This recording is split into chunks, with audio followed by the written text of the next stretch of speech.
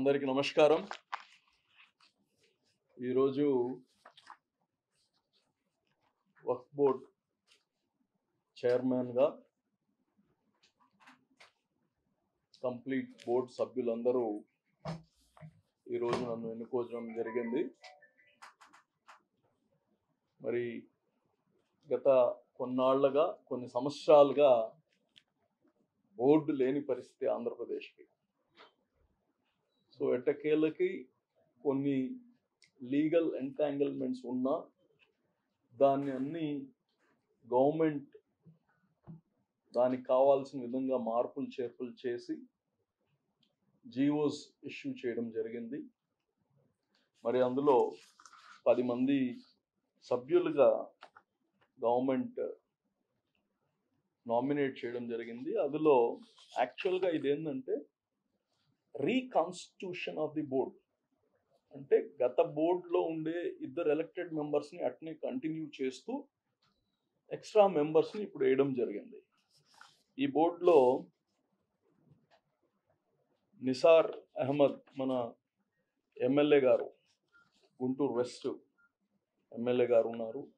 తర్వాత జనాబ్ సయ్యద్ దావుద్ బాషా ఆయన కడప నుంచి ఉన్నారు.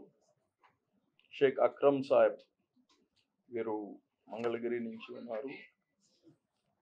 ప్రకాశం డిస్ట్రిక్ట్ కలెక్టర్ తమీమ్ అన్సారియా గారు కానీ ఒక మెంబర్ దీంట్లో. అలాగనే డాక్టర్ ఆఫియా వీరు అడ్వకేటు. అలాగనే ఖాజా ముతవల్లి నుంచి ఎలక్టెడ్ గత బోర్డులో కానీ వీళ్ళు ఉన్నారు. అలాగనే రూహుల్లా వీరు ఎమ్మెల్సీ గత బోర్డులో ఉన్నారు. వీళ్ళిద్దరిని అట్నే కంటిన్యూ చేస్తూ గవర్నమెంట్ జీవో ఇవ్వడం జరిగింది. అలాగనే హాజీ ముక్రమ్ హుసేన్ సాహెబ్, మొహమ్మద్ ఇస్మాయిల్ బేగ్ వీళ్ళందరితో ఈ యొక్క మెంబర్స్తో ఈ బోర్డుని ఫామ్ చేయడం జరిగింది.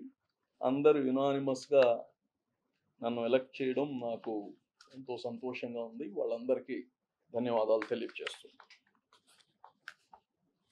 ఈ వక్ఫ్ బోర్డ్ చాలామంది ఈ మధ్యలోనే చూసాం, చంద్రబాబు నాయుడు గారు వక్ఫ్ బోర్డుని స్క్రాప్ చేసేసారు, వక్ఫ్ బోర్డుని తీసేశారు అని రీకాన్స్టిట్యూట్ చేసి దీనికి జీవం పోయాలి. ఈ వక్ఫ్ బోర్డ్ దేవుడు ఆస్తులు ఇవి. మహానుభావులందరూ వాళ్ళ ఆస్తుల్ని, వాళ్ళ శ్రమతో సంపాదించిన ఆస్తుల్ని ఒక సమాజం వెల్ఫేర్ కోసం ఇచ్చిన ఆస్తులు ఇవి. దీంట్లో ఒక పవిత్రత ఉంది, ఒక శాంక్టిటీ ఉండాలి. బోర్డుకి కావచ్చు, ప్రభుత్వాలకు కానీ కావచ్చు. ఈ భూముల్ని కాపాడడమే కాదు, ఈ భూముల్ని రెవెన్యూ జనరేట్ చేసి ఆ రెవెన్యూతో సమాజానికి పనికొచ్చే పనులు చేయాలి, వెల్ఫేర్ పనులు చేయాలి. ఈ మధ్యలో మనకు ప్రతిదీ గవర్నమెంట్ నుంచి వెల్ఫేర్ వస్తుంది. ఆనాటి నుంచి కొన్ని వందల సంవత్సరాల నుంచి వెల్ఫేర్ అనేది ఇప్పుడు రాజకీయాల్లాగా ఏదంటే అది ఫ్రీ ఇవ్వడం కాదు. ఒక ప్రభుత్వం ఫ్రీగా ఇచ్చేస్తే ఇంకో ప్రభుత్వం పైన భారం పడేది కాదు. వెల్ఫేర్ అనేది సస్టైనబిలిటీ ఉండాలి, సెల్ఫ్ సస్టైన్ ఉండాలి. అందుకోసమే అది మీరు గుడులు తీసుకోండి, క్రిస్టియన్ చర్చెస్ తీసుకోండి, ముస్లింకి సంబంధించిన మసీదులు కావచ్చు, ఇవన్నీ దాని వెనక ఒక రెవెన్యూ జనరేట్ చేయగలిగే ఒక అసెట్ని ఇచ్చిపోతారు. ఆ అసెట్ ద్వారా రెవెన్యూ జనరేట్ చేస్తూ ఆ ఆర్గనైజేషన్స్, ఆ ఇన్స్టిట్యూషన్స్ సెల్ఫ్ సస్టైన్ అవ్వడం, దాని ద్వారా అక్కడ ఉండే ఆ పవిత్రమైన పనులు చేస్తూ సమాజానికి కానీ పనికి వచ్చేటట్లు చేయడానికి సృష్టించిన ఆ ధర్మకర్తలు క్రియేట్ చేసిన ఆస్తులు ఇవి. దీన్ని కాపాడించాల్సిన బాధ్యత ప్రభుత్వంది ఉంది, ప్రభుత్వ యంత్రాంగం మొత్తంది ఉంది. మరి ఇప్పుడు నూతనంగా ఏదైతే ఈ బోర్డు ఫామ్ అయిందో, ఈ బోర్డు కానీ కొన్ని నిర్ణయాలు ఈ శాంక్టిటీతో చేయాల్సిన నిర్ణయాలు ఉన్నాయి. మాకు తెలుసు అన్ని దగ్గరలా రాజకీయాలు, ఇన్ఫ్లుయెన్సెస్, ఇవి అన్నీ. చంద్రబాబు నాయుడు గారు నాకు ఒకటే చెప్పారు, దేవుడి స్థలం, దేవుడి పని ఇది, జాగ్రత్తగా కాపాడుకోండి. అందుకోసమే దీంట్లో మేము రాగానే అద్భుతాలు చేసేస్తామని ఏం లేదు, చాలా పని చేయాల్సింది ఉంది. ఈ యొక్క ఆర్గనైజేషన్కి బోర్డు లేని దానివల్ల అనేక నిర్ణయాలు, అడ్హాక్ బోర్డు గవర్నమెంట్ ఐఏఎస్ ఆఫీసర్లతో వేసిన ఆ అడ్హాక్ బోర్డు కొన్ని నిర్ణయాలు తీసుకోలేదు, ఫంక్షనింగ్కి మాత్రమే పనికొస్తుంది. ఇక్కడ ప్రిన్సిపల్ సెక్రటరీ కూర్చున్న బోర్డు తీసుకునే నిర్ణయాలు మాత్రమే అమల్లోకి వస్తాయి. కాబట్టి ఇప్పుడు దాకా ఏదైతే అడ్హాక్ బేస్ బోర్డ్స్ ఉంటాయో అవన్నీ ఫంక్షనింగ్కి, మనుషులు అడ్మినిస్ట్రేషన్ వర్క్స్కి, దానికి పాలసీ మేకింగ్కి కాదు. కాబట్టి ఇప్పుడు ఈ బోర్డు ద్వారా ఇప్పుడు ఉండే కూటమి ప్రభుత్వం ఒక చారిత్రాత్మకంగా కొన్ని నిర్ణయాలు తీసుకోబోతుంది. సెల్ఫ్ సస్టైన్ అవ్వాలి, ప్రతి ఇన్స్టిట్యూషన్ సెల్ఫ్ సస్టైన్ అవ్వాలి. అలాగనే ఈ వక్ఫ్ బోర్డ్ కానీ సెల్ఫ్ సస్టైన్ అవ్వాలి. దీని ద్వారా వచ్చే రెవెన్యూతో అనేక మంది పేదలకి విద్యకు కావచ్చు, వైద్యానికి కావచ్చు, అనేక రకంగా అప్లిఫ్ట్మెంట్ ఆఫ్ ది ఉండే ఇన్ఫ్రాస్ట్రక్చర్స్ కావచ్చు, దీన్ని అన్నిటికీ వాడుకోవాలంటే కొన్ని రెవెన్యూ జనరేషన్స్ చేయాల్సి వస్తుంది. దీంట్లో కానీ చాలామందికి అనేక అపోహలు, ఈ వక్ఫ్ బోర్డ్ అంటే ఇక్కడ చాలా డబ్బులు ఉన్నట్టు, చాలా ఆస్తులు ఉన్నట్టు కొన్ని టీవీల్లో కానీ చూసాం మనం, ఉన్నాయి. ఈరోజు ఒక జస్ట్ ఈరోజు మేము ఊరికనే బోర్డ్ ఫామ్ చేశాము, డీటెయిల్గా పోలేదు, స్టడీ చేద్దామని తీసుకుంటే జస్ట్ మీకు ఒక ఉదాహరణ చెప్తా. 65,783 ఎకరాల ల్యాండ్ ఉంటే లాస్ట్ సర్వే ప్రకారం 31,594 ఎకరాలు ఎన్క్రోచ్డ్. 65,783 ఎకరాలు మహానుభావులు ఎవరో దీనికి దేవుడి కోసం, పేద ప్రజల కోసం, సర్వీసెస్ కోసం ఇచ్చిన 65,783 ఎకరాల్లో 31,594 ఎకరాలు ఎంక్రోచ్డ్. చాలా బాధాకరం. ఈరోజు దాంట్లో ఏమేమి ఉన్నాయో, ఏం కట్టేసున్నారో, ఎవరు వాడుకుంటున్నారో. సో ఫ్రీ ఫ్రమ్ ఎంక్రోచ్మెంట్ 29,000 ఎకరాలు. సో 50% కన్నా తక్కువ ఫ్రీగా ఉంది అని చెప్తున్నారు. ఇది నిజంగా ఉందా? ఏ స్థితిలో ఉంది ఆ భూమి?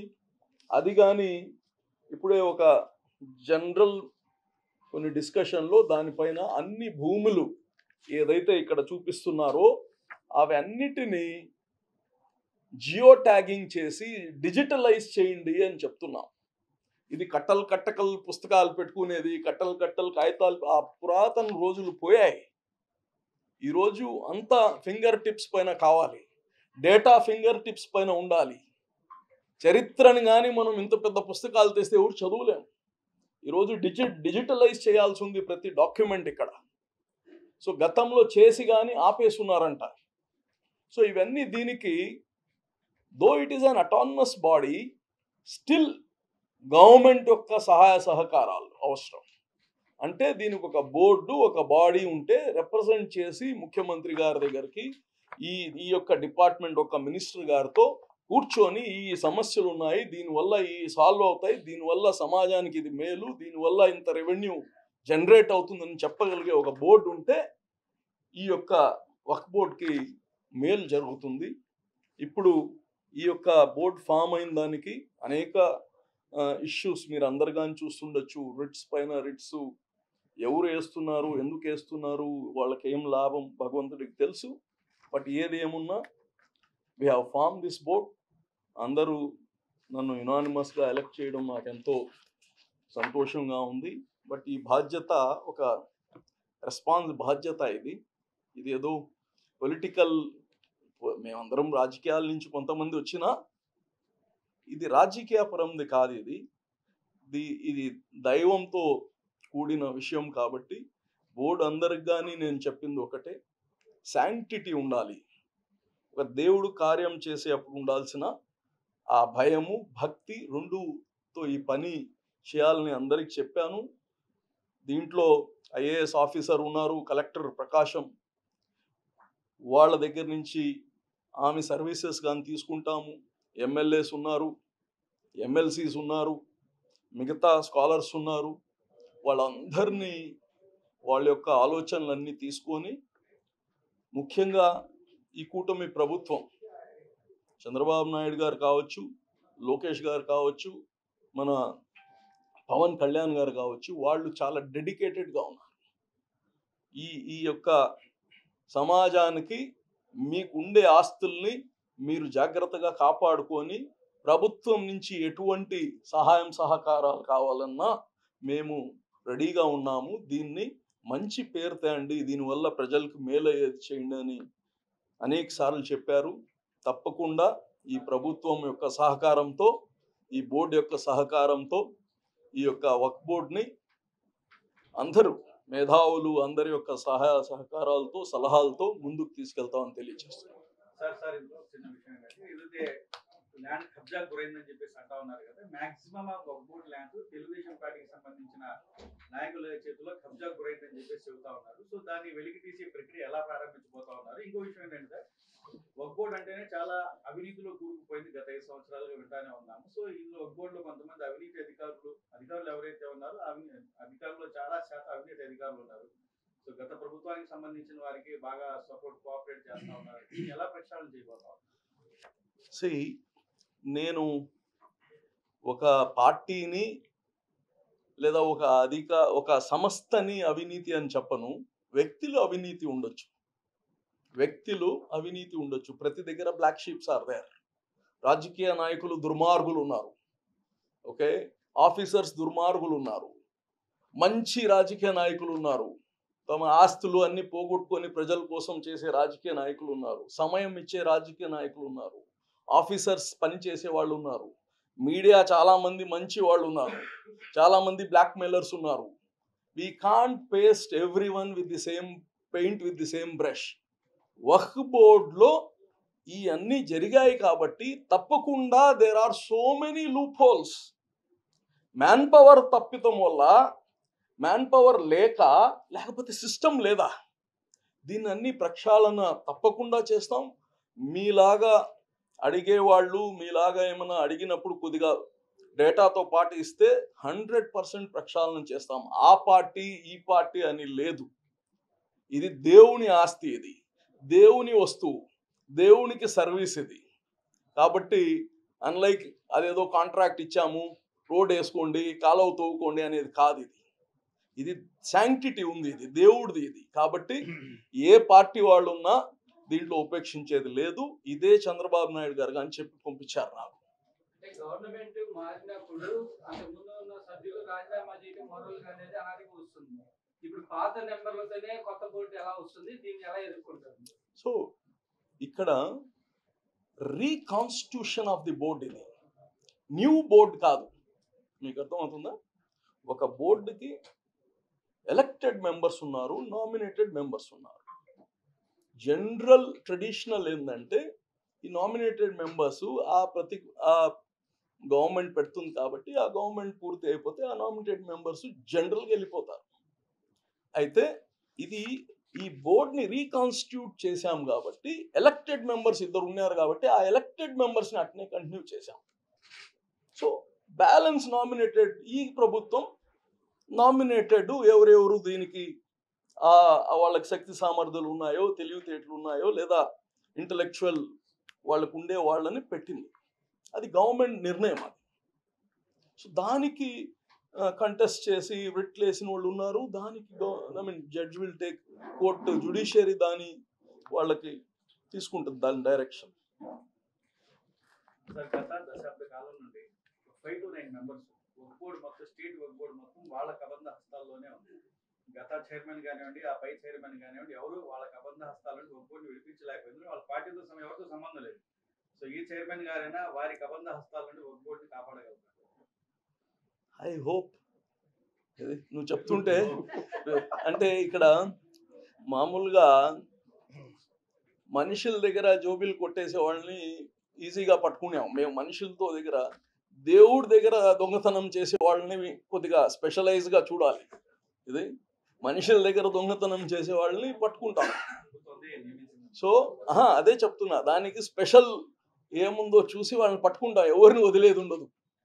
We will see that this institution functions honestly, ఎక్కడ కరప్షన్ లేకుండా, కరప్షన్ని ప్రోత్సహించకుండా, ఆనెస్ట్గా, రిలీజియస్గా ఆ శాంక్టిటీని మెయింటైన్ చేస్తాను కానీ మీ అందరికీ తెలియజేస్తాను.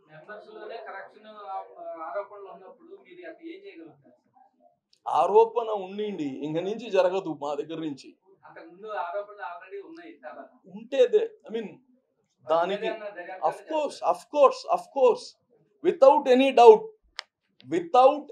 డౌట్ ఏదైనా విషయం పైన ప్రజలకు కావచ్చు, ఇంకెవరికైనా కావచ్చు, ఈ ఫలాంది తప్పు జరిగింది అంటే దాన్ని ప్రక్షాళన చేయడం, దాన్ని జ్యుడిషియరీగా తీసుకెళ్ళడం, దాన్ని లా ప్రకారం చేయడం, దానికి